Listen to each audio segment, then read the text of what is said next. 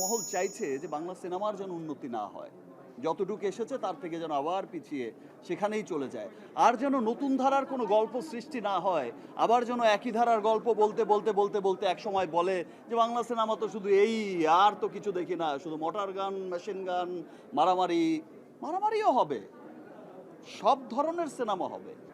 তাই বলে যে নিচল প্রেমের গল্পের সিনেমা হবে না সেটা তো না। তাই বলে যে মধ্যবিত্ত আপার ক্লাসের গল্প হবে না তাও সেটাও তো না।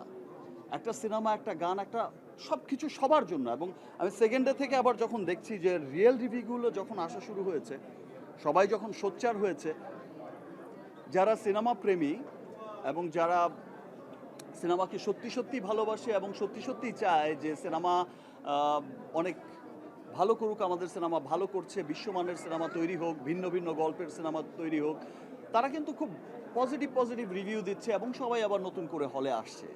বিভিন্ন সময় দেশের বিভিন্ন ক্রাইসিস থাকে, বিভিন্ন কারণে আমাদের পুরো দেশই পিছিয়ে যায়, আবার তার মধ্য দিয়ে সিনেমাকে আমরা সবাই একত্রিত হয়ে যার যার সক্ষমতা দিয়ে আমরা চেষ্টা করি এগিয়ে নিতে।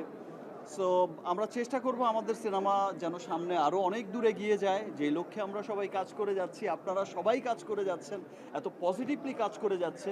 সমস্ত নেগেটিভিটি যত আছে সব নেগেটিভিটিকে পাশ কাটিয়ে আমরা সব পজিটিভ মানুষরা সামনে এগিয়ে যাব, ভালো ভালো কাজ করব, ইনশাল্লাহ আমাদের দেশের জন্য অনেক ভালো কিছু বয়ে নিয়ে আসবো।